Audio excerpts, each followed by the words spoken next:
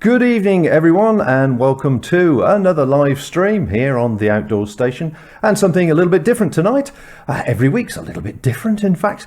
Tonight we're talking with a new exciting brand, or a fairly young brand shall I say, that's all the way coming from international sources. But first, of course, I have to introduce my lovely assistant, otherwise I'd get beaten very severely. And we have Rose, of course, in the chat room. Now Rose will be looking at any comments that are coming through. You're welcome to join in and mention comments as a conversation ensues, and obviously if you have anything specific to ask of my guests, do put a capital Q at the beginning of the question so we can make it clearer, and we'll put the big ones or the good ones towards the end, as well as discuss whatever topics come forth.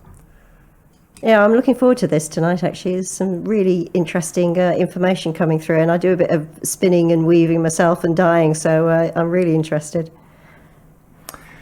So there you are. You have it from the spinner in the family. So she's already been asking technical questions in the pre-show. So we'll see how it transcribes. So tonight, who are we speaking to? Well, tonight I've got the pleasure of speaking to Meli and Renzo Hinostroza, who are the brother and sister team behind the young and upcoming brand Arms of Andes, based in Peru. They make highly technical, durable and sustainable. I've lost my train of thought. They make highly technical and durable and sustainable apparel using lovely soft alpaca wool, keeping their carbon footprint extremely small, servicing the UK and Europe with the .eu address, and the United States and others from the .com. Using locally sourced materials, local suppliers, local skills, and other natural sourced dyes and cotton, they're leading the way in Peru with sustainable manufacturing practices. Tonight, we're going to be exploring the background to the brand, the technical benefits of alpaca wool, and their ambition to make Arms of Andes one of the most sustainable and eco-friendly brands in the international outdoor market. So welcome to the show, Meli and Renzo. Hey. Good evening. Good afternoon. Good afternoon for you, yes. Now, let's just get this right. So, Meli, you're in the Netherlands, so you're an hour ahead, so it must be 8 o'clock-ish with you. And what time is it with you, Renzo? It is 2 p.m. 2 p.m. Okay. So just a brief check, first of all. Obviously, COVID's affected us all, and I understand your factory or your workshop is currently on lockdown at the moment. Are you guys sort of strapped in and limited to what you can do as well, both in the Netherlands and Peru? Well, for me, it's a bit, we're on curfew right now, so everything's done through a laptop. But I think for Renzo, it's a bit harder because they're on full lockdown, right? Yeah, so in Peru, we have a curfew at 6 p.m. here in Lima. It's very strict. Everyone has to wear a mask if they're going outside. But you get a pass if you're in certain industries, so textiles is one of them. So we're moving forward completely. Previously, it was a full lockdown, and that was a bit more difficult. There wasn't any supplies at all, but now it's fine. But everyone just has to be home by 6. Okay. So managing. And have you, in Peru particularly, have you got the vaccine coming through? Is it filtering through the system? I think right now it's only for just essential people, but I did just read an article that they're negotiating to come through, so it's taking a little while, actually. Right. And Peru is a serious situation. Okay. All right. Well, we'll move on from that subject, but I was just interested to know what limits or what restrictions you had. But first, I really want to start with Meli tonight, if I may. Meli, Arms of Andes is probably a name quite unfamiliar in the UK. It may be getting better known in the European, because obviously we're not part of Europe anymore, in the European countries. And I know you've only been going for a sort of couple of years, but you're really starting to get going now. So could you just give us a little bit of background about you and your family and your history and the relationship with Peru? Yeah, of course. So my brother and I were born and raised in Los Angeles, California. Our parents are from Peru, my mother from Cajamarca, and my dad from Huancayo. And we've had great ties with our culture. We've been going to Peru since we were kids, and we also hold citizenship as well. And well, we've been doing business in Peru for several years now. And we've been studying, well, we've been working with the alpaca fiber for about 7 years. And yeah, basically we looked into the benefits of alpaca wool and the functional side of it. And we kind of fell into the outdoor industry. Also, me and my brother are also backpackers and travelers as well. So we're quite familiar with how it is to pack light and have good clothes that will take you further into your adventures. So we were fortunate to come from a country that has this fiber, and we developed a base layer that turned into a mid layer, but it all came out well. And yeah, basically that's how we started. And your family are the majority of family still obviously in Peru? Because obviously Renzo is in Peru at the moment, or have you sort of spread out over distant lands? Yes. So I moved to the Netherlands about 4 years ago, and that was just for studying purposes. And luckily, I was able to open the company in Europe as well. But my brother lives in Peru at the moment, and he handles everything of production there. And as well, we also have most of our family there too. And the pictures we're looking at the moment, is that the area that your family sort of herald from? I believe that's more Cusco area region. I wouldn't say there's, I think you have a photo of my brother and my mom in front of an abandoned house. Kind of, that's where she's from. But this area was more the Cusco region. Yes. So that's the home she was raised in, and her house was built of adobe, so it's more, I guess, traditional, you could say. She was raised, I guess you can say, very Inca style. She made her own clothes, she made her dolls, she dyed everything. So she lived I would say, a more sustainable lifestyle, and that really influenced us to really push sustainability and ask these questions of the way she lived. So why would we use natural dyes, and why is it so important? Yeah, that was going to be my next question, really. I know that your parents, or your father in particular, you mentioned in some of your text on the website, influenced you quite heavily to think about producing a sustainable product and using a very small carbon footprint in the process. So what was his influence, and how did he obviously pass that on to you? Oh, so my dad actually, so he's been doing business in Peru since I was a kid. And since I was a kid, he would tell us always, the benefits of owning your own business, but also to go in further and that there's struggles to keep pushing, to basically keep innovating, keep thinking what you can do in Peru, because there's so much that Peru has to offer. And so since we were kids, we were able to do that. We were able to see him work, and the downfalls of working in Peru, the way the business is, and then the good things about it. And so about 19 years old, I started working with him, and it was very tough. But me and my brother both got to understand how to do the business right and how to grow the company. So when we started, it was very difficult, but knowing how to do business in Peru, we were able to make something very great. And being a manufacturer also allowed us to also push that sustainable part, which we'll go into more details, of course, and explain what we did. Excellent. Yeah. Now, you said you did some traveling yourself, and obviously you've had different experiences in the outdoors. So what education, not education, it's not the right word. What experiences did you have that made you start to think about alpaca as being a different type of yarn, a different type of material? Before we get into the deep technicalities, just the general feel of it, how did you suddenly think, hang on a second, whatever it is you're wearing is not quite as good as whatever it was that you had in mind, or some other alpaca-based product? When you compare it to traveling, like being a backpacker, you mean? Yeah. I mean, what was it that sort of made you think, oh, actually, we could make these type of products better with this particular wool, even though you didn't necessarily have the full technical details at the time? Well, it was.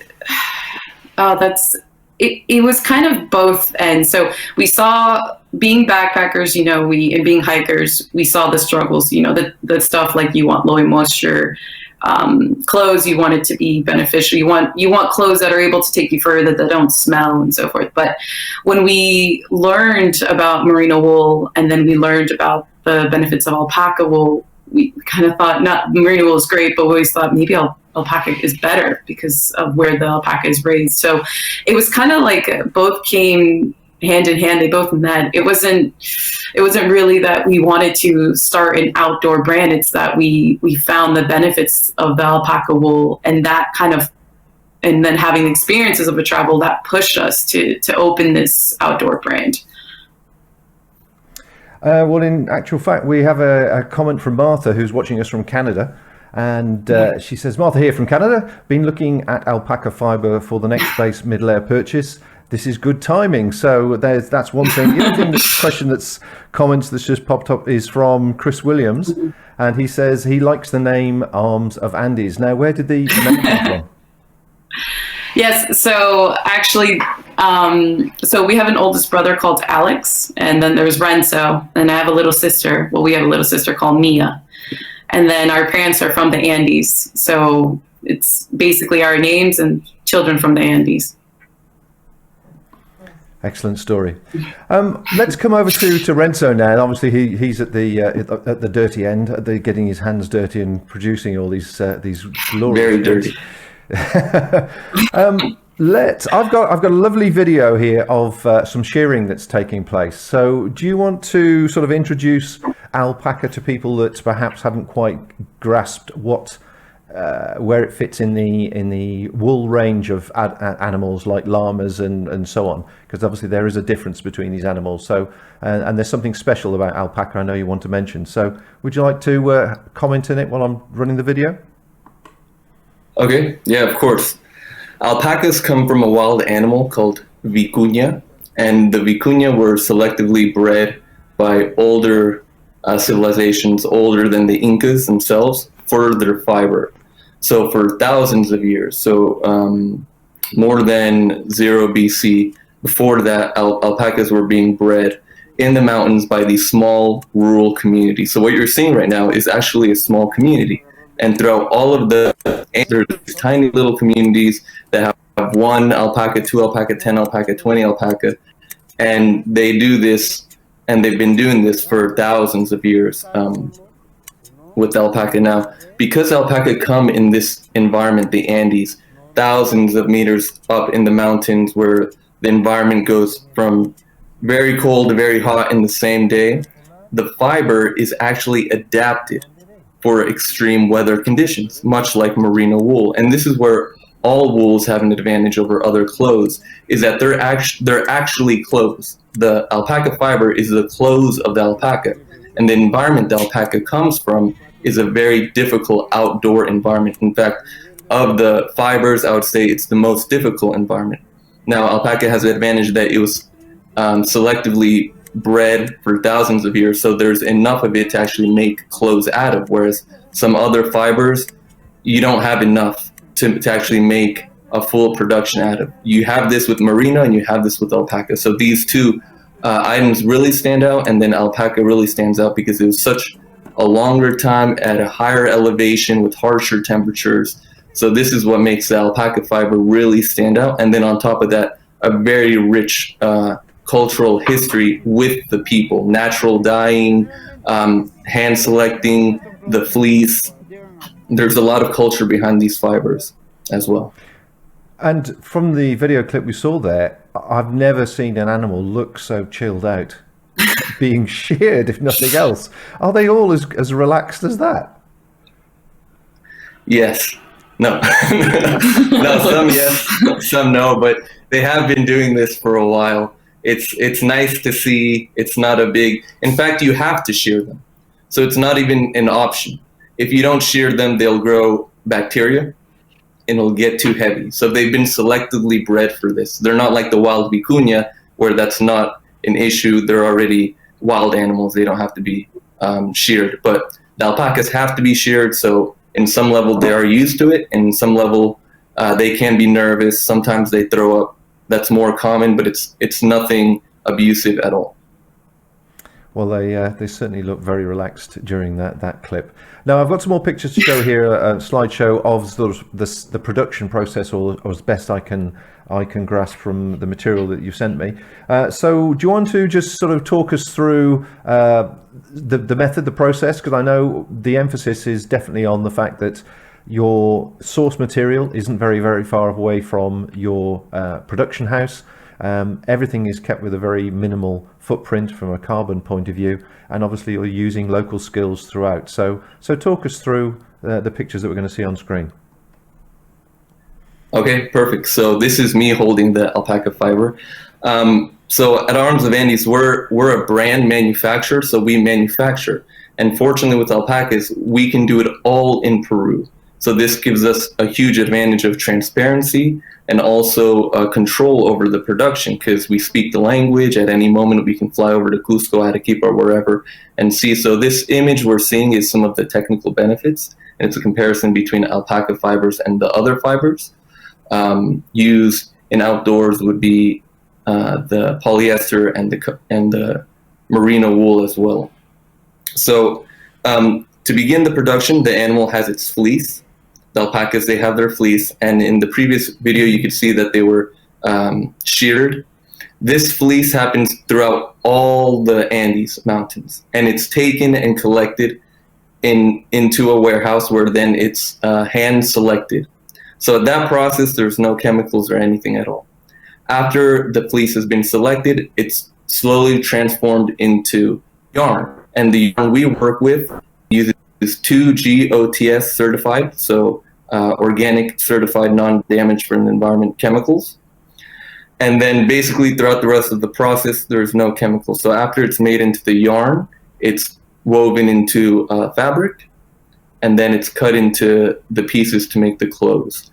And the people involved are usually in the beginning process when they're selecting the yarn, as the photo shows, they're checking, the fiber. And then when you put the clothes together at the very end of the process, when you're sewing everything together, there's people involved. And so it's very easy to identify who's working on what and to check that everything's done in quality control and ethically as well. So this is the final stage where you have all the pieces cut. And this is me acting like I know what I'm doing. But essentially, this is where I know a little bit. So this is some of the cutting. And then after this, shortly, we sew it all together.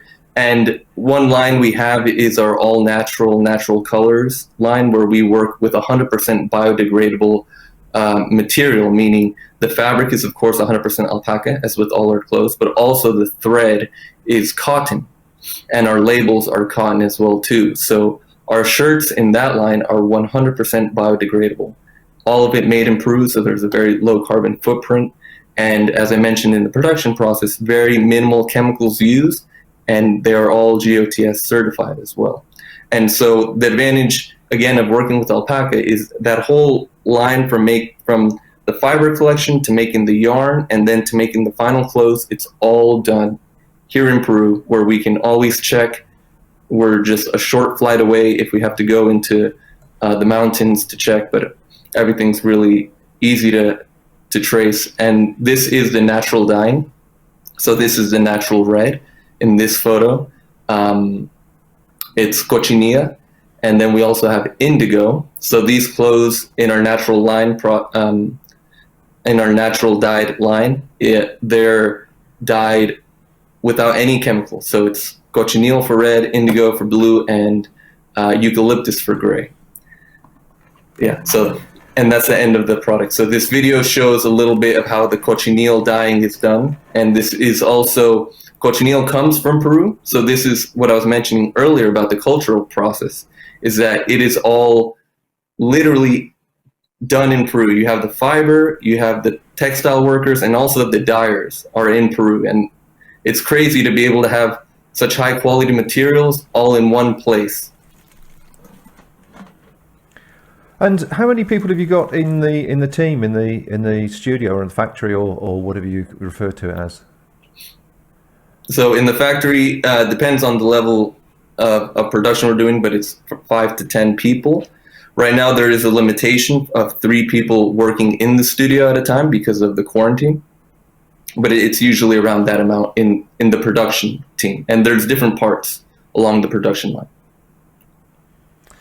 I read somewhere that sorry, Melly. I read somewhere that the amount of moisture that alpaca would absorb if it got soaked was 10% or less, which obviously is one of the reasons why it's such a good technical fabric. But if we could just get into details for a second, for people who obviously will have heard of merino, we're very familiar with merino here, and certainly the name merino. What is the difference between alpaca and merino? Is there a specific difference or something that's noticeable? Yeah, so merino is a great fiber, and we often say how great it's doing, and we're appreciative of what it's done because it allows us to promote alpaca wool as well. But so merino has a slightly higher moisture retention, and that's to the weight of the fiber. Eventually, if you leave these fibers in water, they will all soak up always. It's that both merino and to a higher degree alpaca on the surface will not be absorbing moisture. And that's the benefit you want, because you want to feel dry on the surface. And then inside it will absorb the moisture and help you wick it away. So one of the advantages is that alpaca has smoother scales. And that's a pretty big advantage in the feel of it, but also to have a stable yarn and a more resistant yarn. This is a great advantage. The smoother scales, as well as the low water moisture retention. And then also at certain microns, they have microscopic holes in them. As if you can see in the little photo, there's a little a cross section of a bunch of fibers together, and you can see these hollow, semi-hollow core pockets in them, and that helps as well with thermal properties. So these are some of the advantages that alpaca has. Okay, now the appeal has obviously grown slowly as your marketing and I guess your name has started to spread through the different areas. So where have you been promoting your brand so far, and what's the response been? Yeah, so our main market was originally the US, and then Melissa helped expand into Europe as well, and the UK. Of course, because of the many different languages, it takes a little longer. But so far, the US and the UK, and we're really trying to get into China if my brother would join. He speaks Mandarin. But so yeah, we are expanding into, our next steps would be Australia, Japan, and we have some orders from like the Middle East as well, which is pretty interesting. But we love to be everywhere. The main markets are the US, UK, Europe, and we're slowly looking into Asia as well. And how are you finding it, Melly, over in mainland Europe? It's very hard to say that these days. It's just the fact that we've obviously disconnected ourselves. But I've got to keep referring to Europe as a separate country. So mainland Europe, how are they taking to the products? They're actually liking it a lot, especially in Scandinavia areas, because they're way more familiar with wool than any other of the countries out there. But I think, sorry, to add on a bit about what Renzo was talking about the manufacturing process and everything, it's us being there, being the brand and also the producer of our own clothes, we're able to do these things. We're able to add in the natural dyes. We were able to add in the biodegradable labels, and we were able to be so transparent with our company just because we were there. So we were very fortunate. If I was to do that work from the Netherlands, that would have never happened. There was no way I could make a company and do all the production from Amsterdam. I wouldn't, yeah, we wouldn't reach the quality we were able to reach now. And that is the important thing to remember, isn't it? Because you are keeping the connections fairly short between each process. Your material, source material, isn't traveling thousands of miles to be graded and then going 100 miles somewhere else to be turned into yarn, etc., etc. You're keeping things really down very, very tight indeed. And as you say, I can understand it actually in Europe and in the UK as well. If you were trying to produce some products from source material, it actually be quite a complicated process. So perhaps obviously Peru has got a few advantages as well as a few hard ones to work with. So I see you've got who's the fitness guru in your group of friends then? It's obviously very athletic. That's Lacey. That's Serpent Lacey. That's one of our friends. We did a little trip in Cusco. She's wearing the natural indigo leggings and the eucalyptus long sleeve shirt, and she joined us on a trip in Cusco. She lives in the Sacred Valley, and she was very nice enough to let us take some pics of her in this hot day. So we're very grateful to Lacey. Perform for you. So coming to natural dyes then, I mean, I must say, folks, if you're watching this and obviously you're engrossed in the conversation, which is great, if you've got any comments or any questions you want to put to Melly and Renzo, then please drop them in the chat. Both chats seem to be working quite nicely, YouTube in particular and Facebook occasionally, but YouTube's the one. So if you've got any questions or any comments that you want to put forward, and because I've got a question, I know Rose has got a question. My question is obviously natural dyes with the cleaning process that one has to go through when eventually the clothes do require to be cleaned. How careful or how cautious do you have to be with the natural dyes that obviously they don't come out or spoil anything else that's in the wash? So anything that you use that's natural you can't compare it with synthetic dyes. Synthetic dyes, you have loads of chemicals and it's always going to stick to the fiber. And I mean, it's synthetic, it's a chemical thing. But when you use natural dyes, it's nature's way. So every shirt, every garment we make that with a natural dye, it's always going to be a little bit different in shades. And of course we try to perfect that. And being in Peru, we're very lucky to make these tests.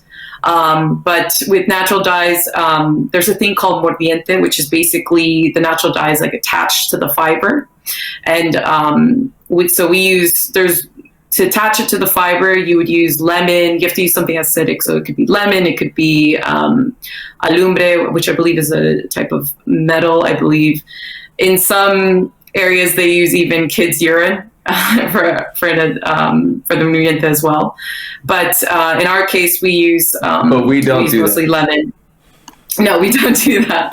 But it's so for example, the shirt I'm wearing now, the base layer, this is made from cochinilla, and that we used cochinilla, lemon, and I believe some water. But when you get the natural dye, you do want to wash it a little bit, and you want to make sure that the water starts running a bit clear. And then after that, it shouldn't leave any more dyes.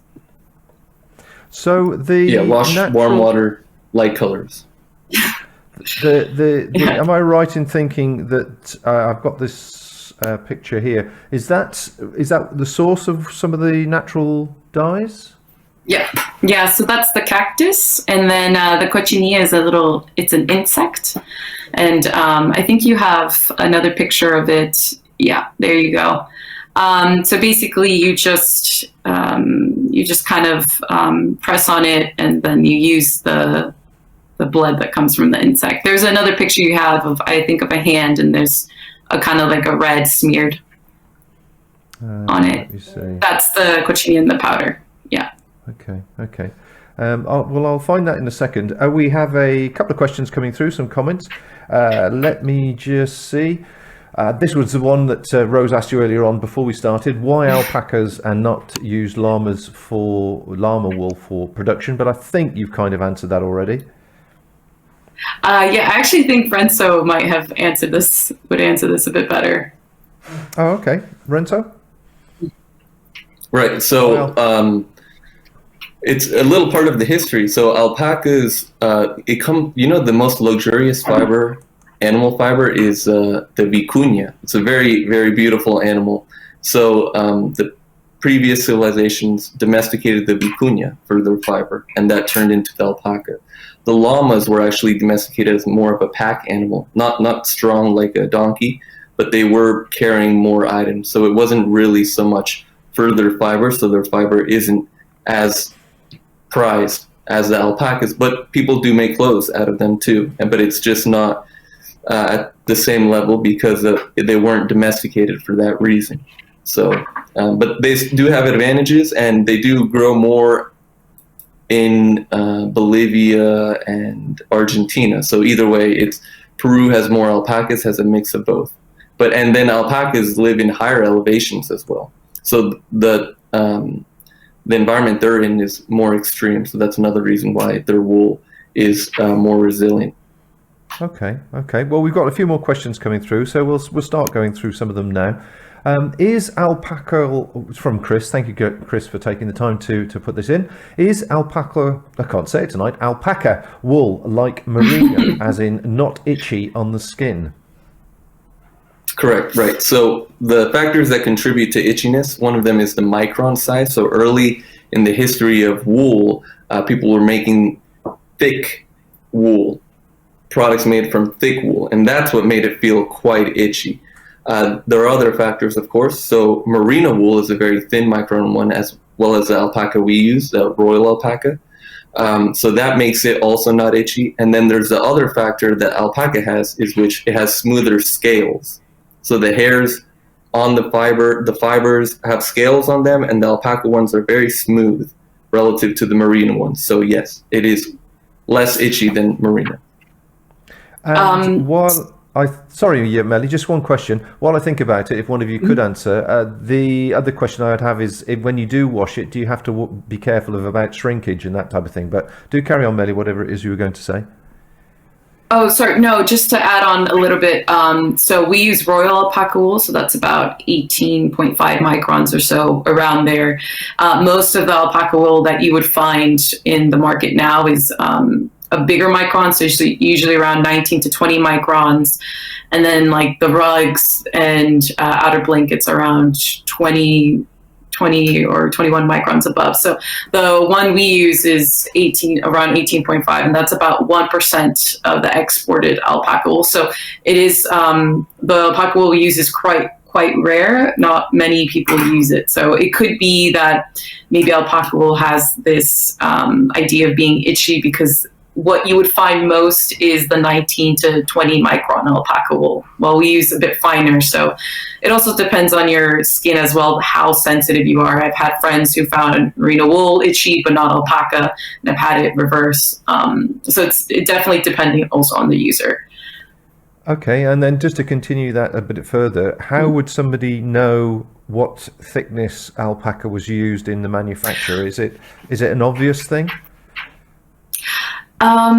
Well, it depends on the brand, Yes. actually, how Yes. they inform it. It could be obvious. Sorry, Brenton, go ahead.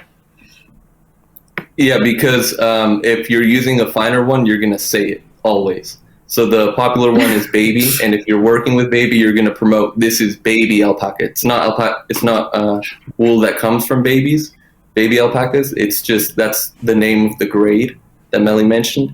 So they're going to definitely say this is baby alpaca. They're going to say this is 100% baby alpaca. And just like we do, we say this is 100% royal alpaca, the 18.5 microns, whereas baby is 19 to 20 microns. And then anything above and beyond that superfine, guarizo, these other ones, I mean, greso as well, they're just not going to talk about it. So if where you're buying, when people come to Machu Picchu and they buy these alpaca sweaters, they're not 100% alpaca and they're not baby or royal alpaca, because if they were, they would be promoting it, because that's where the price comes in. And so like in our clothes, the reason we promote it is the price of the clothes comes from the value of the fibers. It's not, we're not putting so much into marketing, we're not putting so much into advertising, because we're trying to create innovative products that people are inspired to learn more about on themselves because the product is good. So because of that's the value of the product is really mostly from that quality of the material used. And when you have quality material, you're going to promote that. So for us and for the people who use baby alpaca, which is a really good grade of alpaca, you would definitely be promoting that. Oh, excellent. That's really good. Thanks for clarifying that, because I had no idea there were that many different grades, and obviously now people know what to look for, which is the most important thing. Another question we've had come through, we can see that there's a range of base layers in the pictures. Obviously there's base layers and mid layers, I think. Do you have any more ideas for future products, or are you expanding the range more? Yes. Yeah, Nelly, you go ahead. Definitely. Oh yeah, definitely. Not many people know that alpaca wool is actually great for summer and spring. So we're coming out with a new collection for mostly for summer. So we'll have shorts. Shorts. We have possibly lighter long sleeve shirts. We're going to have lighter base layers as well. And I think also we'll be coming out with more undergarments, more underwear type of things. Yeah. Okay, I've got a question here for you, Renzo, from Charles Ross, who's a regular viewer. Thanks for watching again, Charles. Have you looked at the incoming responsible alpaca standard from the Textile Exchange? If so, what do you think of it? When RWS landed it, took a couple of goes to get it better. I'm not too sure what that means. Are you aware of what Charles is referring to? No, I'm not aware of what he's referring to, but I can just talk about a little more about the context of alpaca and responsibility.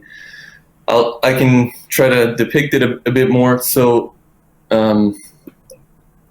if I were to compare it to merino wool, both fibers will have a history of use. And in merino's case, the merino sheep comes from Spain, and then it was brought into Australia and New Zealand, where it's the sheep are grown. In the case of alpaca, alpacas come from Peru. So the history of use there is from these small local communities, actually. And it's been like that for a while. So they're really part of the culture. And that's important to note, because the way they view these animals isn't as a commodity. And that's the key difference, is that they're not viewed as a commodity. So each individual family views alpacas in a different way, more as a part of the culture. And it really is viewed like that. So the norm for alpacas is to care for the animals, and because they're a part of your life and your history and your culture. Okay, thank you. Another question's come through from Martha in Canada again. Thanks again, Martha. What is the relationship between the warmth rating of the fabric or garment and the microns of the fibre used? So going back to your previous comment about the royal alpaca. Right. So definitely, without a doubt, if you're using thicker fiber, it's going to be warmer. But this is one of the tricky things with textiles, is even if you use a thinner fiber, but your yarns are thin and it's a closed knit, a very small knit, as our clothes are, for example, the knit here, it's a very small yarn. So even if it's not like these bigger alpaca sweaters that are used more in fashion, this is more of this is an outdoor apparel, so it's a small yarn and a very, very small knits.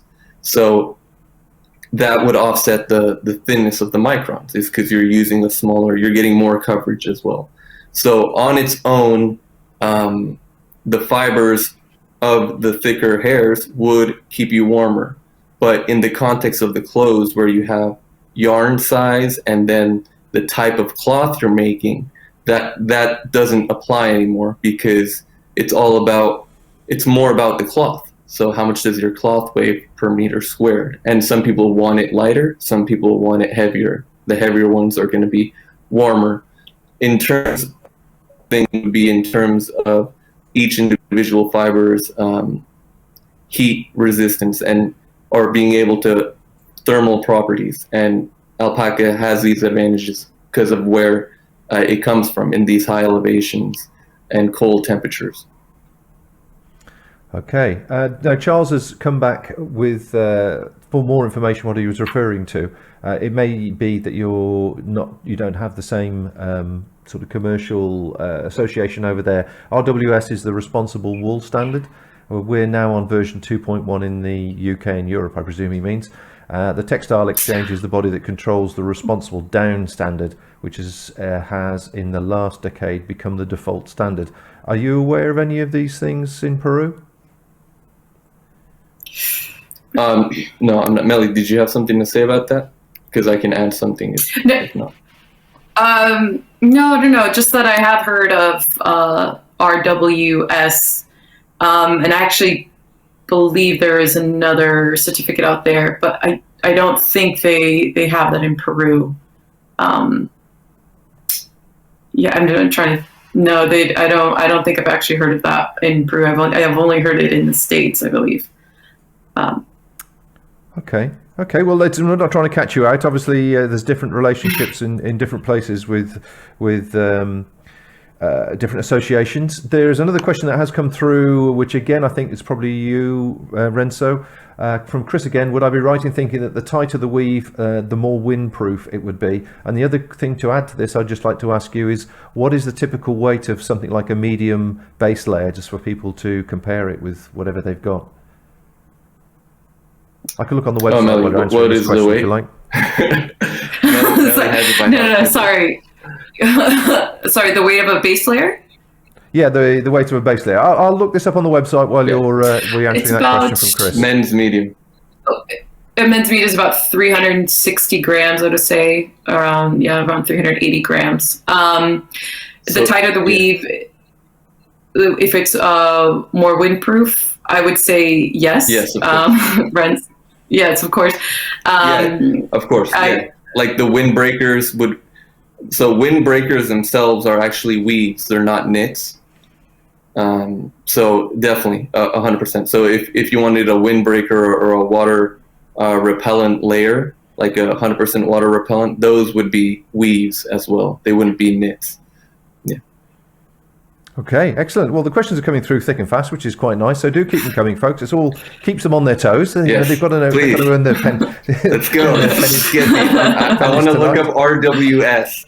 I'm curious what RWS. We have to have a second interview, and I will explain everything. Come back with more technical questions. Right. Okay. Well, while you're thinking about that for a second, what I do want to do is just mention what's coming next week.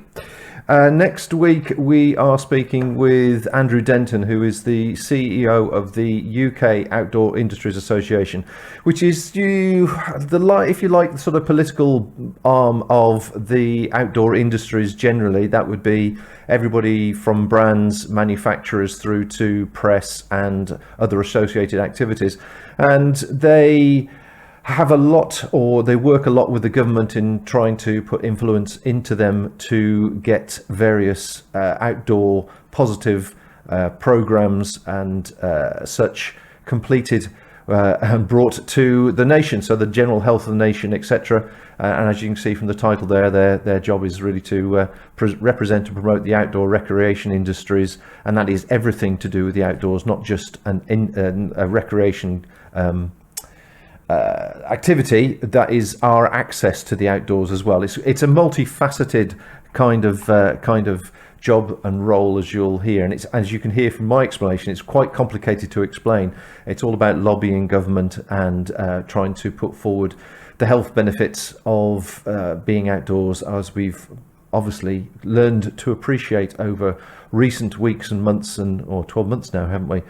Just the mental benefit as well as the health and fitness benefit. And in fact, various things, Andrew, I'm sure we'll come touch on, have actually been mentioned in Parliament, and I believe our Boris has in fact announced and read from some of the documentation. So It's the bigger picture. So if you're interested in the bigger picture of what's going on in the outdoor industries and how that could affect you and I on the ground, as it were, it'll be a interview conversation well worth tuning into. And certainly it's at another level. So if you're interested in that type of thing, then do check us out next Wednesday, same time, 7 o'clock. But we'll come back to our guest tonight. Thank you very much indeed for taking the time, Melly and Renzo. Just have a look, see if there's any more questions coming through. Nothing immediately. One person did say, where I did see it down here, I blame the wool thing. This is from Chris Williams again. I blame the wool thing on my mum, as she made me wear Aran jumpers as a kid. And then Rose dived in. She had a woolen nightdress or something. Is that what you had? A woolen jumper, was that? I think that was sleeping in some wool.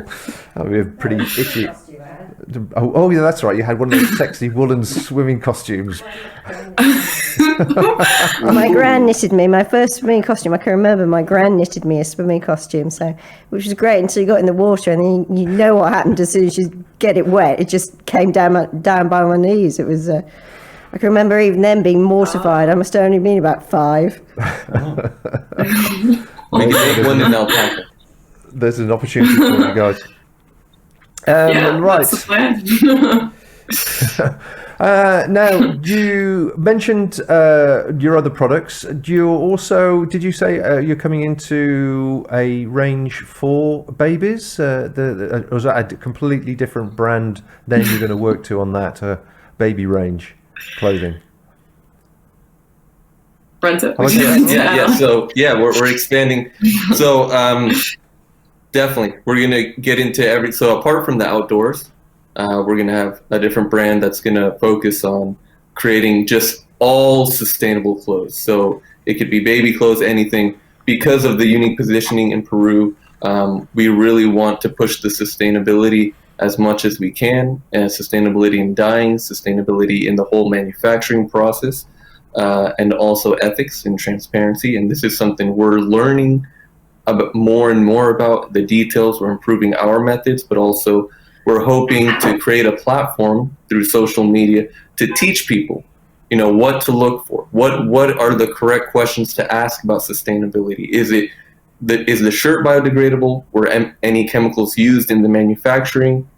Are the logistics low in carbon usage? So there's so much information out there about sustainability. We want to create a lot of products from Pima cotton, alpaca, from everything possible, and explain to people what makes it sustainable, what they should be asking other brands for. So we want to be very involved in the conversation about sustainability because we think there's a lot we can change in the industry. Excellent. Sorry, Melly. Sorry, no, just to add on to what Renzo was saying, we do want to be a source of good information for people that are looking into sustainable products. Because we're a brand and they manufacture, we can understand what to look for in a product. There are certain things that I had no idea about asking about, like the stitching of the garment piece together. I never would think to ask somebody, to ask a brand, is it made from a biodegradable material? Is it made, where is this from? And then I guess the ultimate question that we still are figuring the answer to is exactly what is sustainability? Because you can say a product is sustainable, but where does it come from? Does it come from, let's say, Australia? Does it then go travel to Asia? Does it go and then distribution centers? And then you have the packaging, all the plastics that's involved, all the chemicals in production, and then the end life as well. That's super important. How you dispose of the item once you're done using it. I had one customer who asked me, like, exactly what do I do? And then I told him, you know what, just dig it up in the ground and let it biodegrade. But you can't do that if all of like the threads and the labels are not made from natural substances like cotton or wool. So we were trying to be a source of information for people to really get transparent information, know what to ask about a sustainable product. It doesn't have to be about alpaca wool. It can be even cotton, exactly how is recycled polyester sustainable. And so yeah, we hope to have all of this information launched within this month. And if anybody has any topics they want to talk about and want to learn, we can always share information on that too. Cool. The packaging. Well, let's just talk about the process, because obviously you've gone into depth there about your ambition. But as I understand it, your product, you're now standing by your product as being 100% biodegradable. Does that imply that the life of the product isn't very long, or as long as we have two lines? Should we say? Okay. Life, not yeah. line. So we have the right. So we have one line that's 100% biodegradable and one line that isn't 100% biodegradable. But we're slowly making the transfer over. So not everything can be 100% biodegradable right now. For example, the base layers, the zipper, there is no manufacturer that makes 100% biodegradable zippers. Right. And a zipper is very, very technical. The biggest company that we should all push is YKK. They're a great manufacturer of zippers. And they've been making more and more sustainable zippers, but I think we can push them to make 100% biodegradable zippers, and that's very important. Now, the life of the product, in it being 100% biodegradable, we're not referring to compostable. So compostable is what you'd want your plastic bag to be. You'd want for it to quickly dissolve into the ground. 100% biodegradable, the way we're making our clothes, is that it will not contaminate. Now, in an environment where it's moist, in soil with microbes in it, and you leave it in that environment, it will degrade and not contaminate in regards to our natural colors line. And in your closet or with normal usage, that will not happen. It will have a normal lifespan as any alpaca, any merino, any cotton clothes. Fantastic. Okay. Now, the information obviously is available on your website, I trust. That so if people want more information, weights, details, etc., depending whether they're in the Europe or UK area or obviously in the US. We've had another question come through, which is quite interesting. Again, I wonder if this will be one for you, Melly. From Michael Smith. Thanks for writing in, Michael. Will you develop long underwears with a fly, boxer briefs with a fly? Mike from Washington, D.C.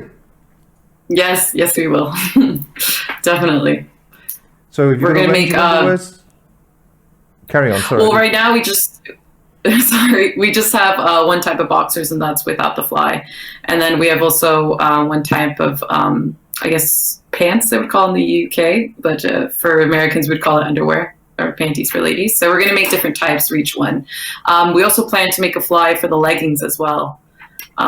So we're going to have different sorts of innovative products and definitely a bigger collection, and definitely more colors as well. So it would be true then, obviously, with your development plans, that you've obviously had the impact that it implies you've had, that the people love the products, there's a growing demand for them, and you're enthusiastically approaching your expansion ideas with new ranges and more products. So, you've obviously getting good response from customers? Yes. I'm very surprised. I've gotten random messages from people that say, we love what you're doing, keep going, keep pushing the sustainability. I'm just very surprised about all the support that we've gotten from our customers who come back. And if there's an error or something, they're very kind to tell us what the error is, and I bring it to Renso, and then we get it fixed. So in a way, I kind of feel like we're all doing it together with our customers, because their feedback really, it takes us, it's really good for our production. And that just goes back to us being the manufacturer. Without the feedback of the customers, we wouldn't be able to improve on our product. If we were just a brand, we would have to talk to the manufacturer, and it would have to be a long discussion in this force. But in our case, it's just me yelling at Renso, like, hurry up, make it better, man. This is terrible. You got to do better. And then, that leads to more fighting, and then I'm right. Yeah. Well, that's you have a discussion, and he has to agree with you. That's with the advantage with a small company. Of course, you can be light on your feet and turn things around. Yes. Perhaps this is a question for you then, Melly, from Martha in Canada. Any plans to do a hoodie with no zipper? Because I think there's a zipper on the hoodies that I've seen the pictures of. Yeah, this is actually one of the products I've been bugging Renzo about as well. I've been saying, I was like, we need to make one without a zipper, and we need to also make the base layer, so essentially the hoodie without the zipper, also without a zipper as well, because I know personally I like when it's no zipper. We also plan to add pockets, of course. I've been testing our gear in the Netherlands for about a month now. I'm not sure if you heard, but last week it was snowing here. The canals were frozen. And I've been running. It's been, I think, about close to -5 Celsius in the Netherlands. And I would wear my leggings, my 110 shirt, long sleeve. And then I wore this, I actually run in as well. And then I wear a mid layer over it, and then I just run with mittens, and I'm pretty good. It's actually pretty warm. Sometimes I have to take off my mid layer, and I'm in good condition. But it's funny to say, I'm actually trying to see how far I can go without washing my clothes of just the alpaca wool, because I want to test. I want to start kind of a campaign. How long can you go without washing your alpaca wool shirt? So hopefully I get to a month. So far I've been about 3 weeks. So, and it's been smelling good. Great. Well, we're sort of coming up to our hour now. Just like to remind people, if they would like to follow us, we're in fact, I shall start that video again. For some reason, it has started halfway through. So let me just come back to my buttons, because we have in that video all the contact details for the company, which goes something like this. Right, let's start that again. So you can follow Arms of Andes on Twitter, Instagram, Facebook, and of course on their website, .com for America. You can follow us, if you're not doing so already, on the same places, Twitter, Instagram, Facebook, and of course on our website as well. And the audio from this interview will be going out as a podcast and joining the 537 other ones, which are available over on our podcast library. And of course, I just want to say thank you to everybody that watches the show live, to the podcast listeners, to the guests, and everybody that's part of the newsletters and the live stream, and also those that have made a little financial donation as well on Ko-fi and Patreon, which is greatly appreciated. So I think there is one final question, which is always a belter, and I haven't asked it for a while, so it'll be quite interesting to actually do it on video for the first time to see the expression on your faces.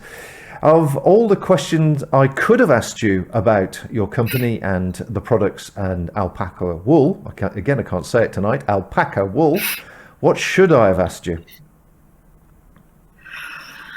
How is the life of the alpacas? I would guess maybe the life of the alpaca. That's actually quite an interesting story. Every time I see people go to Peru, and they're just astonished about how the alpacas live so free in the Andes, and how we treat our alpacas like it's part of our family in a way.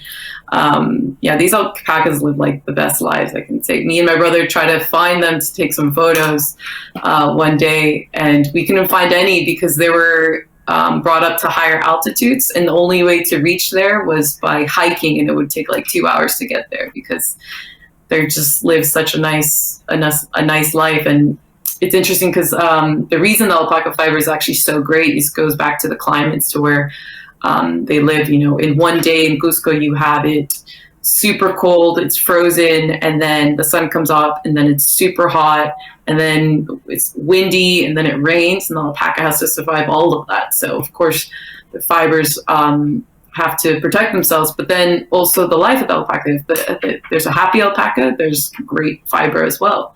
So I think that might have been one good, interesting question. How do Peruvian alpacas live? And then I don't know if there's another one. What about you, Renzo? Have you thought of one that I should have asked you? You asked some great questions. The audience asked some great questions. Some questions I never answered before. Well, have a moment. I'll just give you a couple of more comments that have come through from Chris Williams. He was suggesting wooden toggles rather than plastic zips for closure. Martha from Canada, great to know more about the process. Thank you all. And Chris, once again, really enjoyed this evening. Thanks to yourselves and obviously Arms of Andes. So some good comments there. So any thoughts, Renzo, before I run the last video? No, just a little bit about, so we're creating, the outdoor apparel, and I guess our goal is a good question. It's a good topic to talk about. What is our goal as a company? It really is, we're making outdoor apparel that will not damage the outdoors. So it's bringing you closer to nature, closer with nature, so you're not harming it too. And I think it's nice to think about your outdoor apparel like that you're wearing something that's protecting you from the environment, and it's also protecting the environment. Fabulous. That's a lovely ending, certainly. Okay, folks. Well, thanks you very much, both of you, for joining us tonight. It's been a fascinating insight to your company, and all due credit to you. You're a young company in the outdoor world, as it were, with a couple of years behind you now. But obviously, things are going really well, and timing wise, you've really got the sustainability and the whole environmental thing as a priority, which is obviously everybody is much more aware of in the last 12 months, I think. So congratulations to you. Wish you all the best. So on that note, folks, you're welcome. Yes, likewise. Thank you. So on that note, folks, thanks very much indeed for joining us on the show. I hope you enjoyed it. It's been a little bit of informative, a little bit of education, a little bit of history, and a little bit of technical stuff as well. So I'm sure there's been a lot there to pick apart. And you can always obviously play the video back again at a later stage to see if you missed anything or pick up further information. But of course, all the information can be found over on their website, armsofandes.eu or .com. So on that note, I'm going to say farewell. Thank you very much indeed once again for joining us. Hopefully come along next week. It's going to be quite interesting and very, very different. Certainly finding out more about what goes on in the politics of the outdoors world. And then after that, we are speaking to Chris Townsend, who had to delay his interview for different reasons, mainly a lot of snow, I think, from where he was. So we're looking forward to speaking to Chris the following week. So until next time, folks, take care out there and bye for now.